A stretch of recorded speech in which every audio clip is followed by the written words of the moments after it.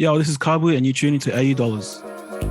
Hot stepping as I rock to this. I'm a hot shot, I pop, bodies drop to this. You see, I got the bliss. Nobody can diss this. Moving the way I move, yeah, I'm hard to miss. I'm an artist, and the way I start. Yo, what up, Cash fam? My name is Matthew Craig, and you are tuning to AU Dollars, Australia's Hip Hop Connect. Make sure you like this video, subscribe to our channel, and jump in the comments with your thoughts on who you want to see us interview next. But producers, this is another one for you. We heard the call. You guys went absolutely nuts to TM88 interview. So we're digging deeper in our producer bag today.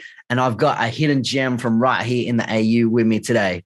This guy, I'm talking over 15 million YouTube views, over 70 million Spotify streams, co-signs from global takes makers. You're talking Majestic Casual, BBC Radio 1 Extra. This song is sick. Soul Action Radio. The list goes on. He's a prolific remixer, gives his flavor to tunes from lights of Joe Hertz, Big Wild, Jeremy Loops. He's graced festival stages, hosted on national radio, and just come off a tour show with Young Franco. This guy, he blurs the lines between like R&B, dance, electro, hip hop. It's all in there. It's a mixed bag. He just released his sophomore EP, So Far to Go, with features from the likes of Milan Ring, Taku, Kamaliza, and more. I'm excited for this chat today with, in my opinion, the funniest man online in Australian music, as well as a dope producer. I'm hyped for this chat. My guy, CABU, welcome to AU Dollars, Australia's Hip Hop Connect, bro. How we doing? Hey, man. Thank you for having me, bro. Man, what an intro. You're I welcome. need you to intro me for everything I do now. Done, bro. Well, it's a wrap. Before you walk on stage at festivals, I just give the big intro, bro. Yeah, like a 5 minute, that's crazy. I just got on my Bruce Buffett shit, bro. And now let's get ready to CABU. Nah, I'm about it. How's your day been, man? What are you up to? What sort of space are you in at the moment? Are you in a creative space, writing space? Where's CABU today? Yeah, so I just dropped my project So Far to Go in like late February. So I'm chilling right now. I'm just been making hella beats, trying to write as much as I can, and then hopefully maybe release some new stuff or another project. But yeah, right now I'm just like, I feel like the last week I've been creatively charged up. I've been making so much cool shit. Yeah. That's mad. What sort of sounds are you experimenting with at the moment? Like I've been trying to do anything and everything. So I've been trying to get into like some like 100 BPM type, like Afro beats type stuff, but like very different. I'm making like a lot of like dance music too, like very inspired by like Disclosure and stuff. A lot of synths and like, a lot of crazy, like super like electronic music, but with like a soul to it. I don't want to make it like sound soulless and like boring and like, EDM shit. But yeah, I'm just trying to make as much cool shit as I can. And then, Yeah, dope. Yeah, there's always definitely vibes and energy, sort of feel good vibes. I feel with your track, especially a lot of the remix stuff. It's that sort of sunny day, Sunday sipper sort of vibes, like out and about in the sun. I always capture that energy from your shit. Is that intentional? Is that just you as a person, or what? It's not really intentional. I don't know. It just I think it just comes out when I make stuff. I like when I make beats and stuff. I like when I'm trying to when I have like a session with a rapper, I try to sneak in like these mad chords and stuff. Like, nah, man, put that out, take that out. Let's go hard on this shit. Yeah. But no, I don't know. I really like pretty sounds and like a lot of like big chords and like warm sounds. Yeah. I don't know. I feel like that's what I've sort of grew up with in a way. Like it's a lot of stuff I've been listening to. I think that sort of permeates into what I make, I think. Yeah. Yeah, dope. Let's run that back. Let's run it all the way back to how you got into this shit. So you sort of said that's what you grew up with. What did you grow up with? What were the sounds? What was the influence in the home? And how'd you get into this music and production shit, bro? Yeah, so I think early memories of like music. I think my parents were playing like 80s new wave stuff, like Duran Duran, Spandau Ballet. But at that same time, they were playing like R&B, like a lot of Prince. I remember they used to play a lot of like Kashif, like Whitney Houston, like a lot of like, and some disco, like some disco as well, like and some like random disco that start like I don't think the West would hear. Like Filipino disco was like, let's go, super popular, and it's like in like the Filipino community, like I think the 70s stayed around until like the 90s in the Philippines. But no, like a lot of like it's like, if I think like when I think back on it now, it's like early dance music with like a lot of those chords and bass lines that I really fuck with. And I think from there, like I was just like in early high school to college to uni. I've been like a massive music nerd. So I've been missing. I've been listening to so much stuff, especially when like around 2006, 7, 8, when like YouTube just like came out. Yep. And then people were just uploading music and stuff. And I think that was like the first place where like you went to listen to music if you didn't have like 100% it was. Yeah. Like before that, there was like LimeWire and like, you know, there's like dodgy sites that you can get music and stuff. Like torrent shit. Yeah. Yeah. I remember like trying to download like illegal music to like my MP3 player, and like the titles are mad sus. It's like Eminem featuring Ja Rule, like featuring like 20 different artists on like one track. What is this? Like, and it's like a scam. Like, and every track was Soulja Boy when you downloaded it anyway. So yeah. And it was like that Bill Clinton like intro. Yep. Like whatever. Yeah. I think if you know, you know. Facts. But yeah, I think from there I was like massive music nerd, just listening to a lot of music. I think like in the middle of high school to uni, I was into a lot of like I was super like into like hip hop and like Kanye West at the time when he went on like a crazy run. And at the same time I was into like a lot of like electronic dance music too. Like I was heavily into like the Ed Banger crew. I don't know if you know that. Like Ed Banger, like Justice, Breakbot. Like those French electro house stuff is so crazy to me back then. I think that really influenced me. And then I think from like I remember in year 10, like my homie got like some CDJs. Yeah. And we're just like fucking around with that shit. And then one thing led to another, like, oh, like what if this breakbeat in the loop of this one song or something was like 3 minutes long? We just played the whole time. And I got like a bootleg version of like FL Studio. Yeah. And like just chopped up some shit. And I didn't know what I was doing, but like, oh, this is kind of fun. Yeah. And then that led down to like a rabbit hole of like YouTube tutorials and like how to make this and that. And but it was a lot of fun at the time. Yeah, just massive music nerd, just trying to get into production. I think I didn't know what I was getting into, but it just led me into something else. And then kept leading me down certain paths, I think. Yeah, dope. Was there a moment that sort of stuck out to you where you're like, this is what I want to do with my life? Like it starts as a hobby, I guess, for a lot of people and just love and music and all that shit. And then there's almost a game-changing moment. It's like, fuck, no, I'm going all in. Like, was there a moment like that for you? Or? I think it was when I made like an edit of like Destiny's Child song. I think it was Cater to You in like 2014. And it got like 1,000 plays on SoundCloud. I was like, yo, I'm doing this, man. This is crazy. And like, I got like 20 comments like, oh, fuck, let's go. But at the same time, I was in uni and I was like, fuck, should I drop out? Should I do this shit? But no, I kept going to uni and like doing music and stuff. And then like, just kept growing from there. And then my grades took a massive hit. Feel like parents not happy about that, I assume. No, I kind of just didn't tell them about it. Just kept doing my own shit, you know? I was just, that's how it is. That's mad. How was, what was, you mentioned a bit about your upbringing, obviously like the Philo dance music and stuff like that. How do you feel like culturally that's impacted you in your arts? At the moment, we're seeing this incredible run of music in Australia that's all from like diaspora artists that come from multicultural backgrounds and sort of bringing that story into their art. How's that happen for you? It's a bit tricky because like I think Filipino culture and like music and arts in general, it's very like amalgamation of different types of things. It's still trying to find its sound or its like its roots or what it is, because it's very much still borrowed from the West and like Western music and stuff. So I think it's like a back and forth between like what we do, what we hear overseas and what we bring back to the Philippines and stuff. Because if you listen to the music now in the Philippines, they're on like a massive like trying to do like a whole K-pop wave, but like a P-pop, like a P-pop? Weird, like it's strange. So I think what a cool thing that is happening is like overseas, like Filipino kids that grew up in like the States, like Europe and here, like they're creating their own sound and stuff. Yeah. So that's super cool. I think like, especially in like the LA scene, you can like, there's heaps of like Filipino American artists doing their own thing as well, like Guap Dad, Saweetie, and like her, like they're just like you can sort of hear like the straight line between like from like art, like early Filipino like R&B to like what they're doing now, and it's just so cool to see. Like it just resonates, and you can like hear, like I can hear like the relation between like our culture and that. I think. Yeah, that's dope.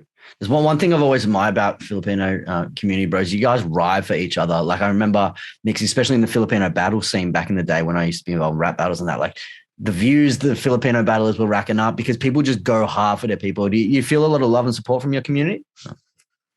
Yeah, especially now. Like I was just talking to Eski. He's like this Filipino like community leader and is like a like an artist as well. And like I keep to myself a lot. So then hearing him say like, yo man, a lot of people like look up to you, man. Like once they hear that you're Filipino, like, yo, they're all in with you, like, yeah.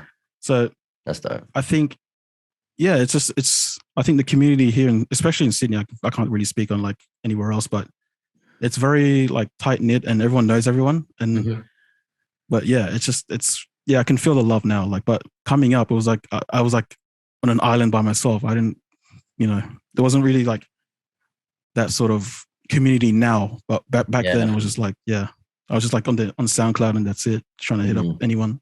Yeah, I guess now it's building though. That's going to feel pretty validating, I guess, from being around in the early SoundCloud days to where the scene's at now. Has that been a bit of a roller coaster, but a bit of a proud one at the same time?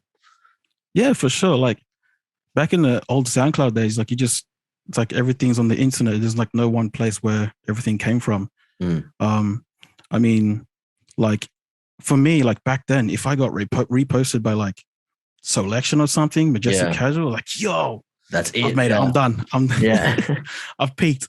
But like, yeah, having like, a cosign from one of those collectives back then was like massive. Yeah. And I think that really helped me, I think coming up, and that sense of community was super like valuable at the time, especially when I had nothing here basically. Yeah, that's cool. Talk to me a bit about the new EP, bro. So far to go, obviously Milan Ring, Taku, Kamaliza, Young Franco. Like there's a word you used before, which I loved. You said warm. I felt like the EP is warm, bro. It feels like a warm embrace. It's cozy. It's comfortable. It's enjoyable. Talk to me about the intent behind the EP, because it's an enjoyable listen, bro. Yeah, I know the EP was just like it's been a project I've been working on for a while, but I never got to finish it until like the last lockdown last year. Yep. Because like I showed Reggie Taku the bare bones of the project, and it was like, oh, this is cool. Like, you could probably put this out on our label and stuff. Like, all right, yeah, let me try to finish it. And then lockdown happens. Like, oh, okay, now here's the time to finish this off.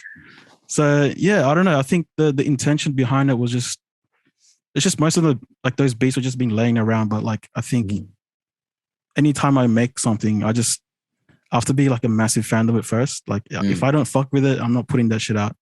But yeah, I like I said, like it's warm. Like that's all I love. Like warm chords and like making it sound like you said, like a deep embrace or something, Yeah.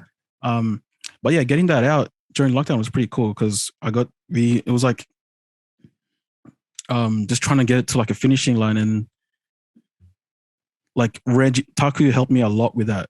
He was an A&R, a label head, and like a manager, and like a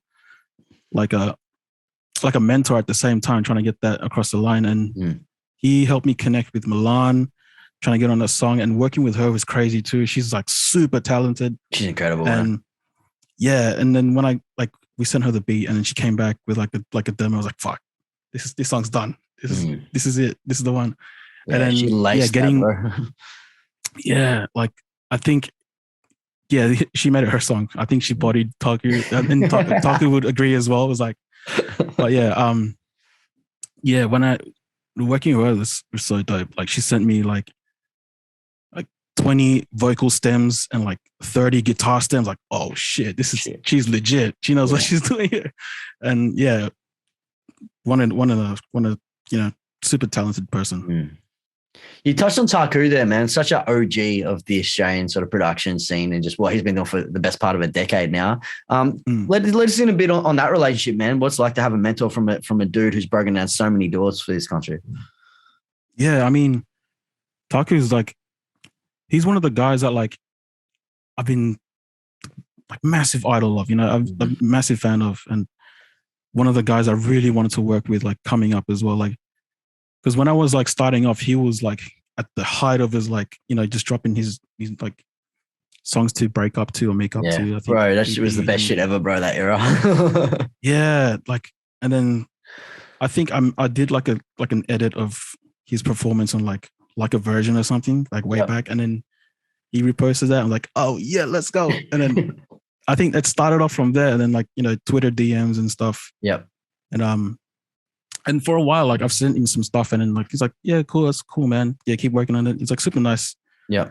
But yeah, like over the years, like I ask him about different stuff, and he's always there to like lend his ideas and help me along the way as well. Especially, I got to shout out Case Avila as well. You got to have him on.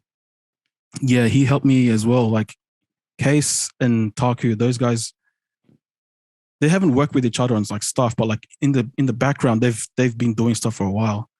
So those two guys have like really mentored me as well. But yeah, Taku's dope. Like, he's like a big brother to me. Like, yeah, man, for real. Like, yeah, working with him, like, because before he'd be like, he's super into like production and stuff. But now, because he's like branched out in so many different ways, he's really opened up to like a lot of people coming aboard his like sort of creative ship in a way. Yeah, that's cool. So he's helped me with my stuff, and I'm like, maybe helped him on his like new project. Maybe I don't know. Watch out. Maybe, who knows? Hypothetically, one day potentially. Yeah. So working with him was sick. He's just like a legend, and it was like a dream come true when he said like, yo, let's put that shit out on the EP on the record label. Yeah. That's cool, bro. That's cool. That's a big come up story.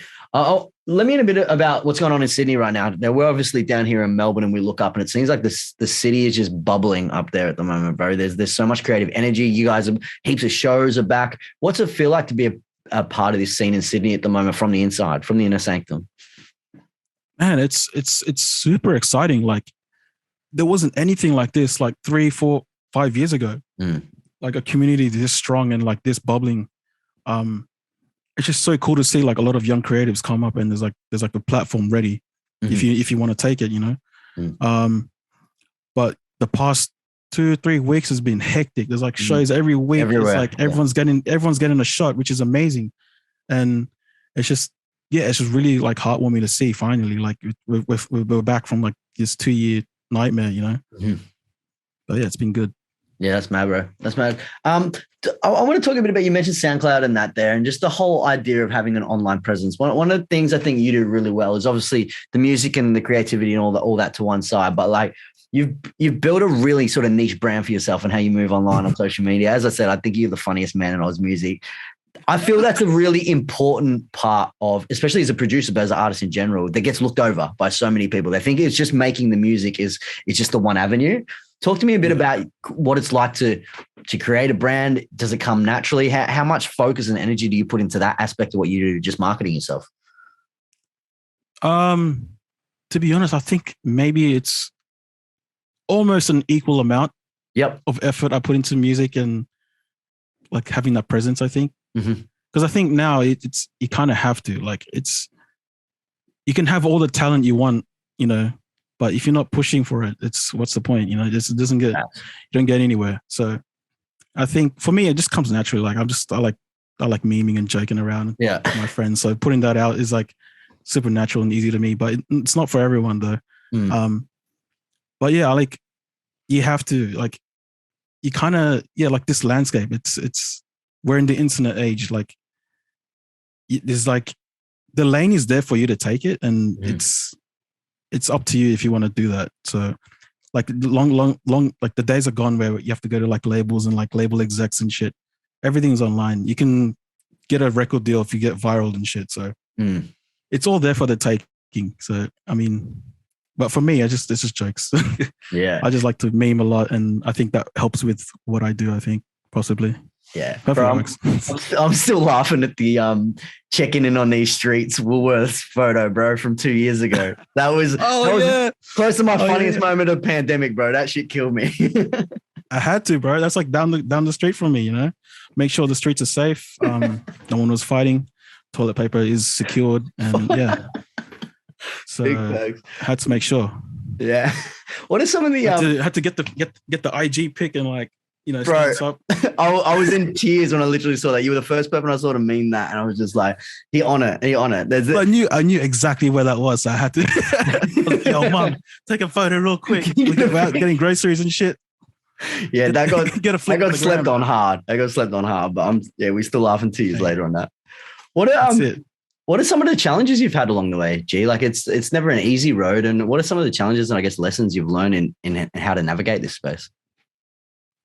I think it's just trying to like keep going and being consistent with like trying to be creatively like consistent and at the same time career wise, because it's hard for people to be like super discouraged by like little L's and losses here and there. But for me, I think it's trying to have gratitude in like little wins, big wins, and trying to like fuel that for me as well. So I try to celebrate every like like win, big or small. If I get like, you know, a comment, like a DM back from like someone I look up to, that's a win. I'll celebrate that. If I, you know, get like a gig that I'm super happy and psyched for, I'll celebrate that. So I think don't be too proud to be like, you know, fuck yeah, I'm doing this shit. You know, I'm like, I'm doing good. I think people get too lost in like, they're too, you know, they're too deep into like what they're doing. So they don't like push back, like look back at the bigger picture of like what they're trying to do. And they get discouraged when, you know, it doesn't add up to what they want in the end. So I think for me, it's just, trying to be present in the moment and celebrate every like little thing each day. And so it keeps me going, I think, because like when I came up with like different producers here in Sydney and stuff, some of these guys aren't around anymore. They're not making music and stuff. And that's true. It's just, I look back and be like, damn, that could have been me. That could have been me that like, you know, stopped making music. And now I'm like working in a fucking cafe and being depressed and shit. So I'm super blessed to be where I'm at. And I think it's, you just have to like celebrate, like, you know, everything that happens and just be blessed of like your position. And I think looking at the bigger picture, it helps. It makes it easier, I think. Yeah, just enjoying what you're living. Hey, for real, it makes a massive difference. Yeah, exactly. Like, yeah, for sure. How about one of the things that's not really well known about this game, and maybe you can let us in a bit here, is what goes on behind the scenes. So like for young producers watching this, they're like maybe making beats in their bedroom, maybe they're getting some streams online, maybe they're getting some social media, but that whole idea of navigating labels, publishing, management, getting shows. Can you let us a little peek behind the curtain on what that experience has been like for you and how you sort of navigate that? Yeah, for sure. Like, like before, like when I was making music and like kind of like popping off on SoundCloud a little bit and like getting us co-signed from Majestic Casual, I was like mostly on my own. I'm just doing like that shit. Like I didn't know what an invoice was before that, you know? Yeah. I didn't know what a contract was. So I think asking for help is super valuable. You can ask me for help if you want to. If any young producers out there, just DM me. But I think having a team that, you know, that helps you with this stuff is super important. I was blessed enough for someone to approach me to be like, yo, can we, like, I'm keen to manage you like on a gentleman's agreement, blah, blah, blah. And then, like, so I've had like my management with me for the past 6-7 years now. And I think if there's something that you don't know about, it's okay to like have someone help you with that, you know? Yeah. You don't have to like be like a dickhead and be like, nah, I know that shit. Like, no to that contract, no to this, no to that. Like, have someone look at it and like have someone help you out. It's okay. You know, you don't have to be like that. You don't have to be cool about it. So yeah, have people around you that you can sort of confide in and have trust in and build a team, I think. Because having people around you is super helpful. And I think it's very valuable. And it may look like I'm on my own and shit, but no, I have people that help me out. So yeah, I think that having the people around you is super valuable. That's dope. That's dope. How do you make money in this game, bro? How, not you specifically, but as a producer? Like I was talking to Sam 88 the other week, and he was telling me about, you know, the early days just selling $40 beats to anyone that he could just to build a bit of capital. And I guess that's such a hustle for young producers, often starting in their bedroom, might not have a space, might not be working a side job, whatever it is. Talk to me a bit about the different ways you can make money as a producer in this shit. I mean, there's like almost an infinite amount of ways to make money. I think you can do like the $40 beats a day or some shit. You know, I think for me, what really helped was, I hate to say it, but like it's investing in your career. So doing it early on and then not expecting a return like instantly, it's just something that's hard to hear from some like young producers that want to pop up straight away. But this is a slow grind. It's like it's a grind every day just to you know stay afloat. So I think for me, I was blessed enough to like get on Spotify mad early and then build a fan base there where like when my music comes out, it's all plugged into those people. So I think, you know, investing in your career and not expecting a return is what you should get into your head mostly. So, yeah. But I think now, like, yeah, I think now there's so many ways to make money, but it's like, will I make money a lot now? Like, will it be like, will I get the bag straight away? No, I don't think so. Like every decision can lead to that. You just don't know if it'll come through. So I think looking at every opportunity that comes your way, and you know, maybe you might get a bag off of this, like, you know, this placement or something. Maybe you won't, but I think taking every opportunity you can definitely helps a lot. And I think you shouldn't expect like a return straight away. I think just building your sort of your sound and portfolio, I think, is super valuable. At the same time, you can cheat that in, you know, there's different ways to like, you know, cut the line and make a bag, but you can do that with like NFTs if you want to, you know. I got, you know, if you want to chase the bag with NFTs, that's a way right now for music. But I think for me, I think my audience doesn't really align with like the whole digital marketplace right now, but for some people it does. So that could be a place you do it. I think, you know, building your brand as well, like online, can turn into funds as well. Like, you know, like the traditional way of like, you know, selling merch and getting people out to your shows and then selling the merch there and stuff. You know, capitalizing off like a viral TikTok or Instagram post or something could really help as well. I think it's just noticing what opportunities can lead to, you know, income and stuff. So I think looking at everything can be very helpful, but yeah, just don't expect anything like instant, because this is a grind, man.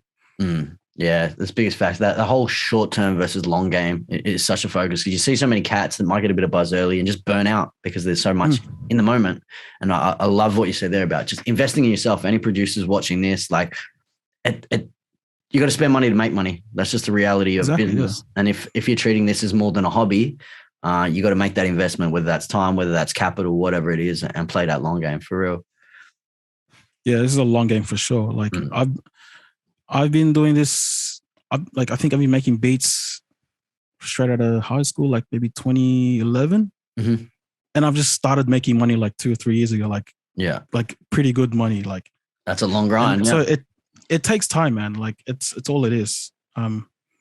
You might get lucky and like fucking pop off on like a song and stuff and start making the bag, but it's different. Everyone's path is different. So I think just investing in yourself can be very valuable. Yeah. For sure. What advice would you have to a younger CABU maybe who's just come out of uni or has just picked up Fruity Loops for the first time with that? You've been now on a journey for a while. What's some of the advice you and game you give to your younger self? Damn.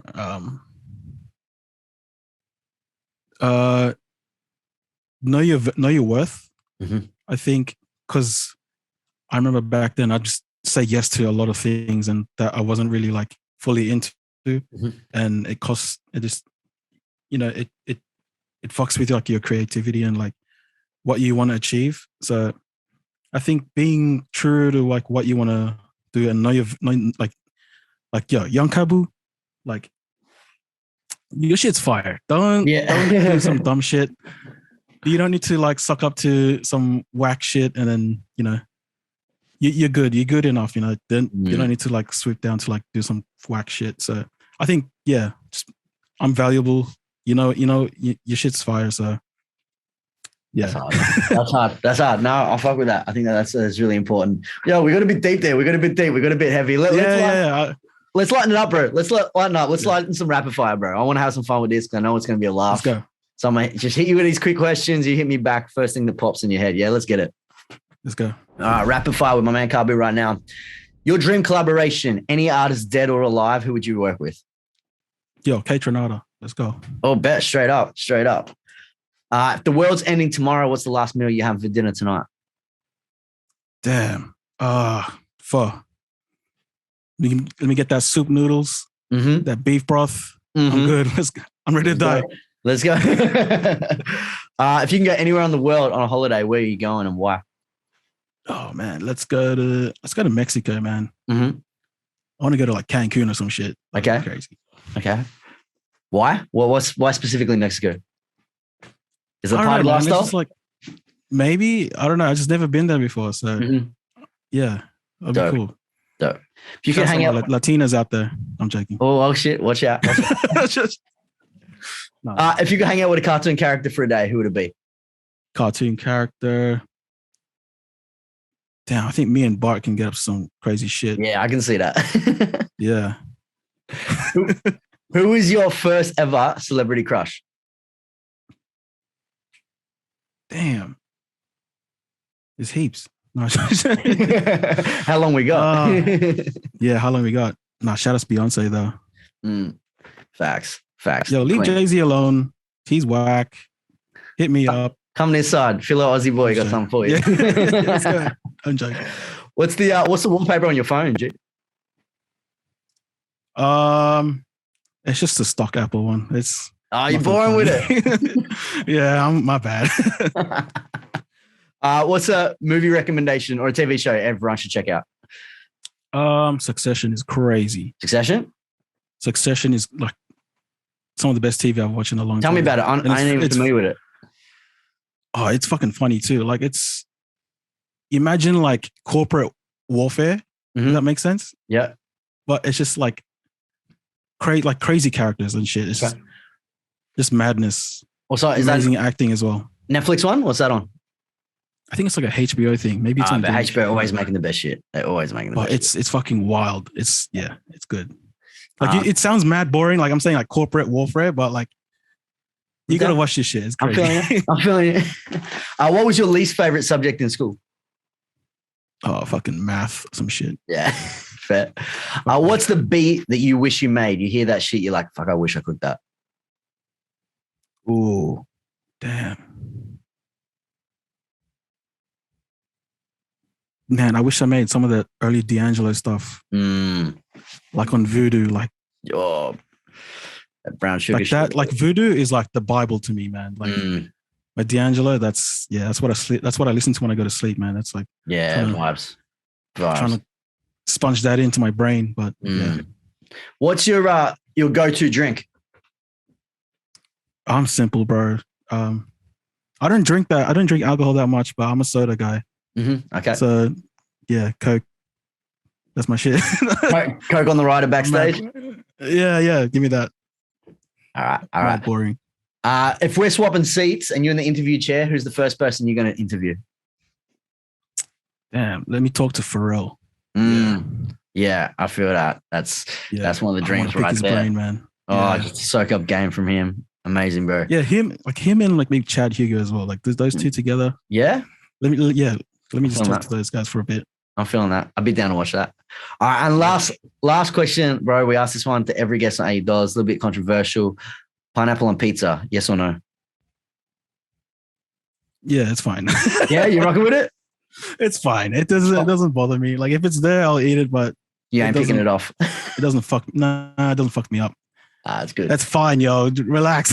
Yeah. It's allow it, fam. Allow that. Sorry.